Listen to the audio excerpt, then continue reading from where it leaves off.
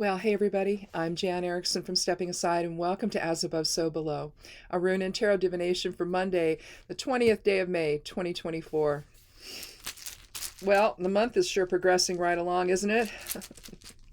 We're back to super cold nights here, so I haven't put anything out yet. I haven't planted my nasturtiums or anything. I'm going to wait. I don't know. I might do it later on this week, but not yet. I don't like having to cover tender plants that have never really been outside, so I'm going to have to harden them off first and then plant them. But hopefully some of that will settle down in the next few days. I don't know. We've got a full moon on Thursday, so usually that's when it gets really cold. It's on the full moon, so we'll see. Let's take a look at today's higher self rune, the As Above side from the Elder Futhark. We have Yura.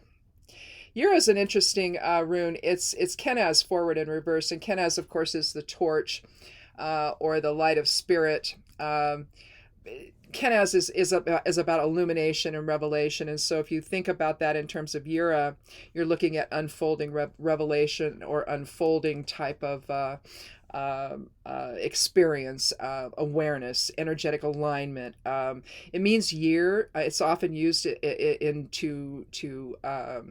fertility type of bind runes.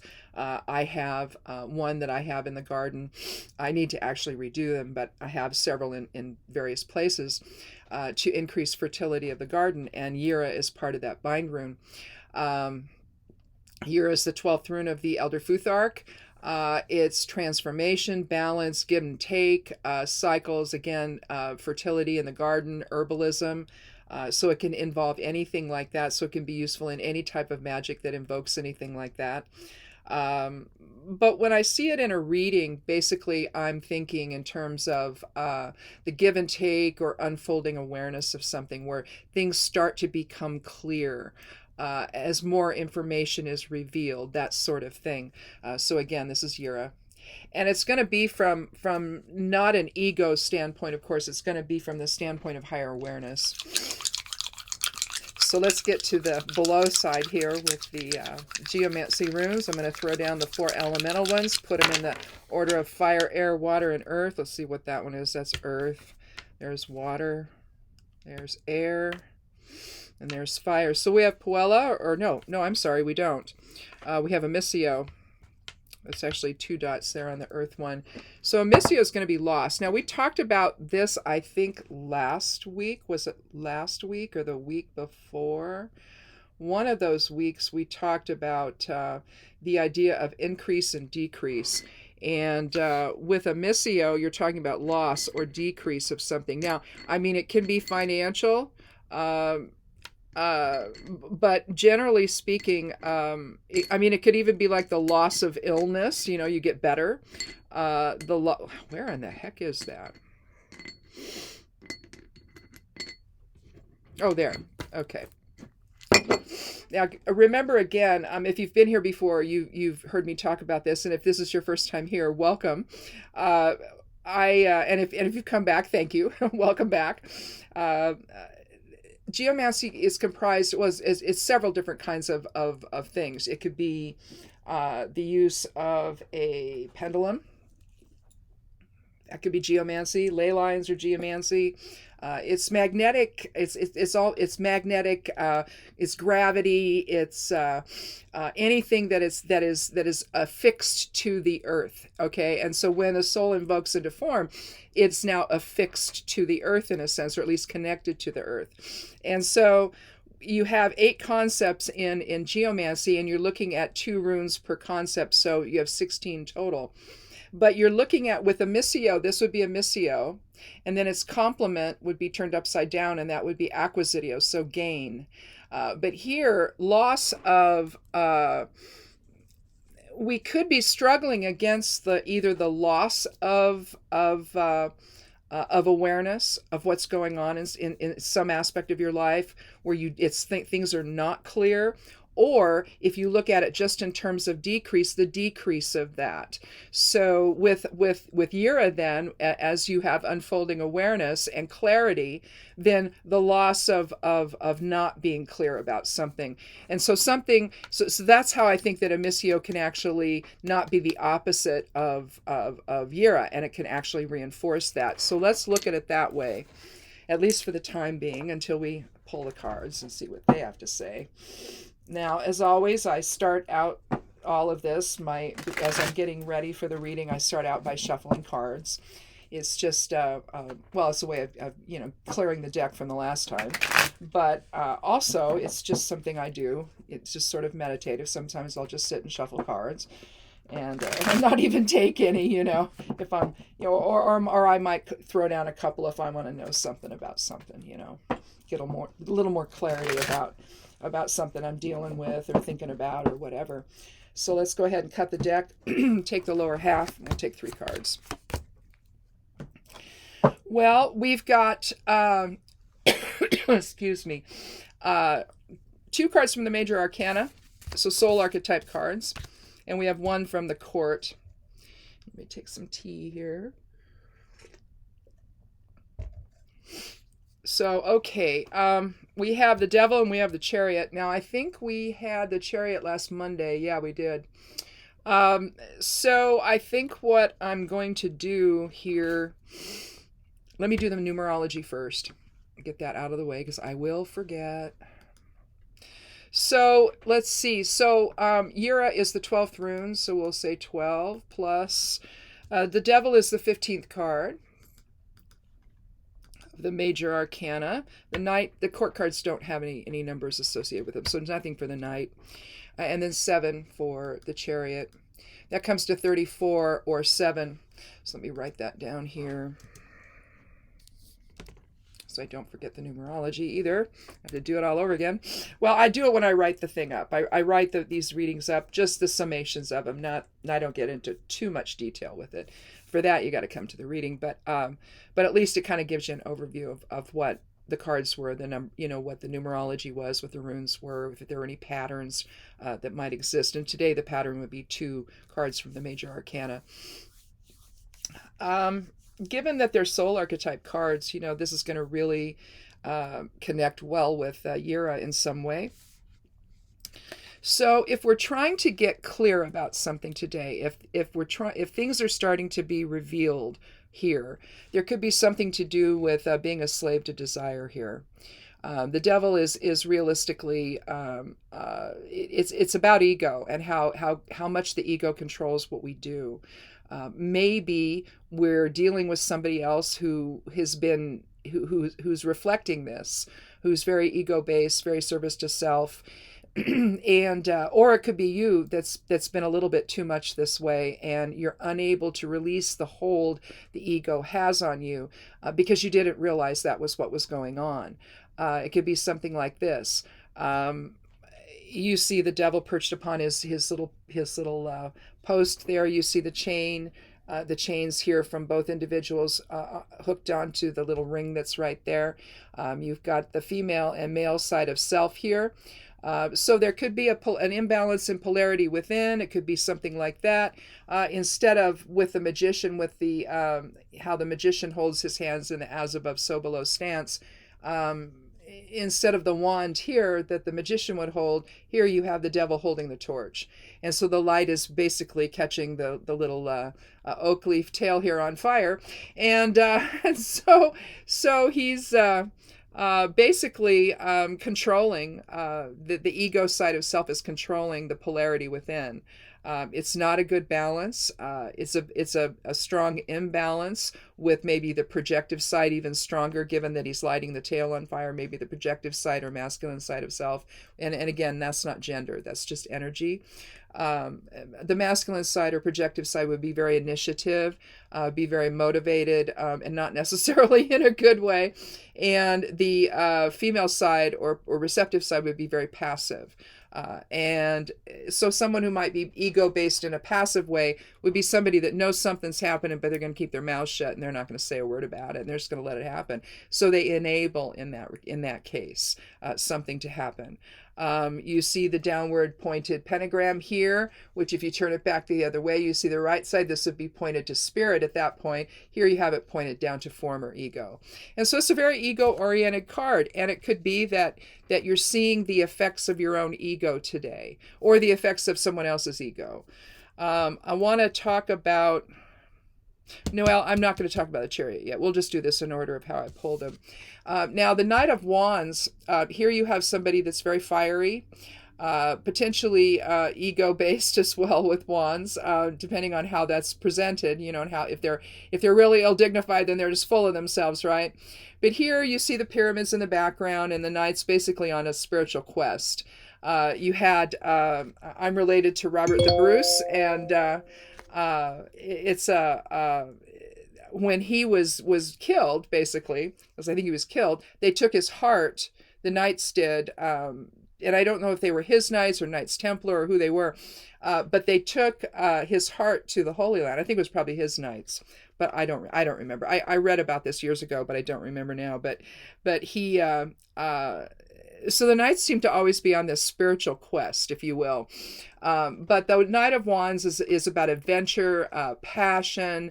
They're not as young. Knights are not as young as the pages or the princesses, depending on what deck you're using. But they're all about action and progress and taking risk. And depending on again how that presents, perhaps you've been taking some risks that aren't really going to benefit you in the long run. They seem to be ego-based instead of higher awareness-based, so that and the unfolding awareness of Yira here is suggesting that, you need to understand the truth of the matter here, of what you're really doing and how it could impact yourself or other people, family or coworkers or whatever it is you're doing, neighbors, maybe friends, whoever's in your orbit. Taking risks. What comes into my mind is you're late to work or whatever. You're always late, and you've got the gas pedal floored, and you're putting everybody at risk. But if you just would have gotten yourself up a little bit earlier, and I knew this lady one time when we're at a high elevation here at 3,000 feet above sea level, so we get snow and ice, and one morning it was super icy, so I got up extra early. And I drove to work, at a time where I got there early. That's just the way it goes, because I didn't want to be late, right? This lady shows up at 45 minutes late. We're already into the day, right? And her attitude was, well, it was icy out, and I just wanted to be careful driving. So, well, then leave early, right? But ego gets in the way, see, and she impacts everybody else at the job, and which she did. And she just seemed clueless. And it blew me away, because she was an older lady. She was a nurse, a former nurse in another life. She was retired, and she had this job now where I was, and it was part-time. But yet she couldn't seem to, anyway, it's just odd to me. But are you going to be taking risks that really are more ego-based and are really ones that you've sort of fleshed out? You say, well, it might not work out, but there seems to be a lot of positives here, so I think it's worth the risk, and let's see what we can do with it, and if not, then we'll pull back. That wouldn't be ego telling you to do that. That would be higher self telling you to do it that way. But someone who's just high risk and they don't think, they don't examine, they don't do anything at all, the knight could be representing somebody like that. Or somebody, again, if this is about talking about somebody in your life that's very ego-based, they could just be very risk-oriented, and because of that, they put you at risk. And so that's not a good thing either, because the court cards are going to either be talking about somebody who is like the individual on the card, either yourself or somebody else, or the qualities therein. And it just seems paired with the devil that the risk is the issue here today. And as you understand more about it, whether it's you or somebody else that this is talking about, you may be starting to realize the impact of that type of risk on your life or your decisions or choices or whatever. The answer then is with the Chariot here, card 7 of the Major Arcana. Now 7, I'll bring my little post-it note out. 7, the numerology of 7, part of that means observation and letting things come to a rest. And so I look at the 7 as a scale, where you've got 3 and 3 and 1 is 7, right? And so it just really, it lends itself to that. And I think observing and letting everything settle out when you put things on a scale to see, okay, what do you have? What's the weight of this? What's the impact of it? So again, if you're talking about risk, there's an impact to that, right? And so back to the card. Here we have the king coming back from something or other in his chariot. He's at rest now. You see and I keep meaning to look this up. This looks like a dreidel, but it's not. It's actually a lingam and something else. I forget what the centerpiece is called, the round piece is called. But it's about balance and creation, basically. Here you have the 2 wings and the sun in the center, which is healing. You have the 2 sides of the castle, two big buildings here in the castle area. You have the 2 wheels there on the chariot. You have the 2 crescent moons here on his shoulders. You have the implied one here on his breastplate, even though it's not technically that. But you have the balance of triplicity there. If you look at it that way, of maiden, mother, crone. But just having everything come to balance. You see the Merkaba star here on his crown. You see them throughout the drape here over the top of the chariot. And you see the balance between dark and light here with the sphinx-like lions that pull his chariot. Now, although balance and observation, also this is a card of victory. Although it's also about victory and mastery, it's about movement, it's about settling in, it's about knowing when to take the reins and when to let go. So when to assert yourself and when to back off and just sit and observe and see what's really going on. And again, if this is about somebody else in your life taking unnecessary risks that could ultimately impact you, the letting things settle out so that you can see what's really going on, whether or not you need to speak up at this point, or whether you need to stand back and gain more information and observe a little more, that's going to have to be the decision you're going to have to make today, I think. So the chariot then would be the outcome or the decision type of thing that you have to make in terms of the reading. But you're doing it based on Yera and its embodiment of Kenaz forward and reversed, Kenaz expressing the light of spirit or the clarity outward, and reverse drawing it into yourself. Having that type of movement and essentially mastery that you find with the chariot, you're basically going to be observing so that you understand the true picture of what's going on, either the impact of your own risk-taking or the impact of somebody else's risk-taking on whatever it is you're trying to do here today. And again, if this is a work situation, you could be taking unnecessary risks that cost the business something. Or someone else could be doing that. And maybe it's time to speak up. And that maybe that's one of the choices that you make today in terms of the chariot. Do I speak up? Do I gather more information before I say something?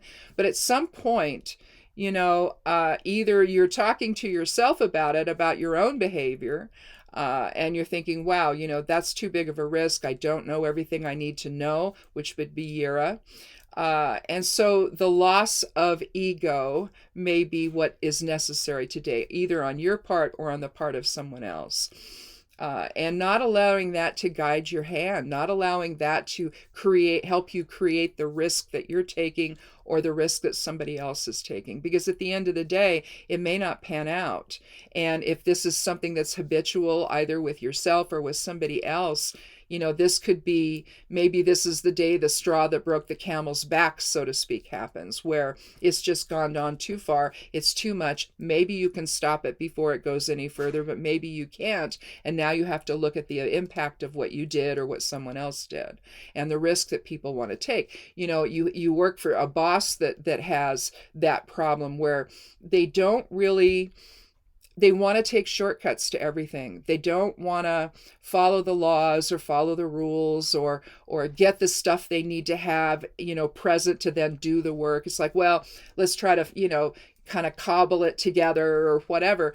When if all they had to do was take the time to plan and to order what they needed and all of that. But you see, ego got in the way because maybe they wanted to take the day off and go play, and the work that needed to get done in preparation didn't happen. And now all of a sudden, everybody's all like, oh my gosh, everybody's tense. How are we going to accomplish this?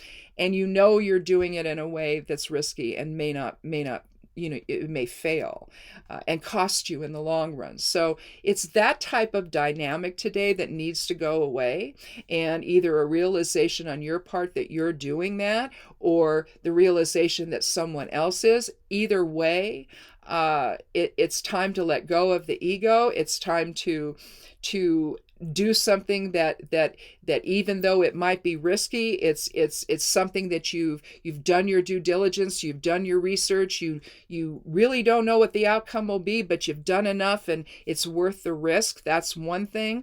But if you haven't done that, maybe it's not worth the risk. So that's kind of the dynamic at work today in terms of the reading here. And what needs to go away is the ego in it, so that you're not so attached to some impulsive outcome that you're going to try to create because you've not done your due diligence, to make sure that everything is in order, that you have what you need, you understand as much of this as you can before you then take the risk, right? And do something that maybe you can't walk back. So again, either having to do with you or somebody else in your orbit who is just maybe causing a bunch of havoc because of the way they function. They function this way. Some people are just high risk oriented people. I've known quite a few in my life where they just act without thinking. They act without knowing. And then you're left picking up the pieces. And it's like, well, geez, we didn't need to do that, did we? But the lesson never seems to be learned by folks that are high risk. They just go and do, and they like that adventure. They like the thrill of it all, and everybody else is just left going, whoa, well, that didn't feel very good, did it? And yet, whatever that person, they don't see the impact of it. They just don't see it. It's like, well, what are you upset about? What's the problem?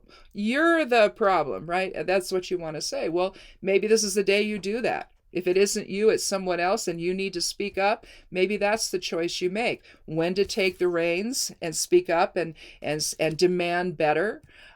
Reveal. You are the person who's doing the revealing here with Yura, and saying, look, we can't do this way again.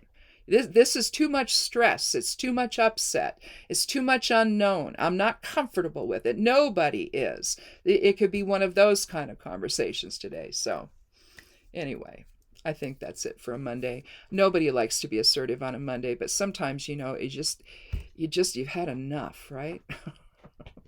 So, it kind of feels to me like it's more somebody else in your orbit here, but realistically, it could be, whoever's watching this, it resonates. It's like, yeah, maybe I need to stop doing that. Maybe I need to stop being so impulsive and maybe do my due diligence a little bit more and be a better partner to other people that are getting impacted by my disarray and all of that. So just think about it that way, see how it resonates, and over the next couple of days, and see how Yura can reveal things in your life, either in terms of yourself or somebody else. So anyhow, that's it.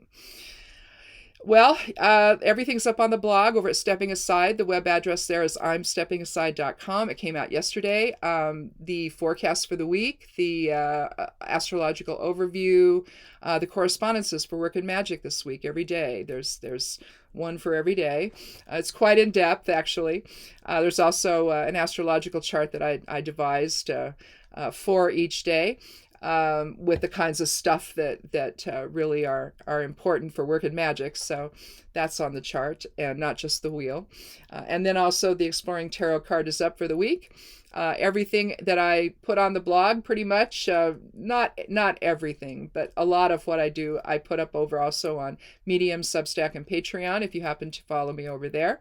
But I'd love you to check out the blog if you haven't. Again, the web address is imsteppingaside.com.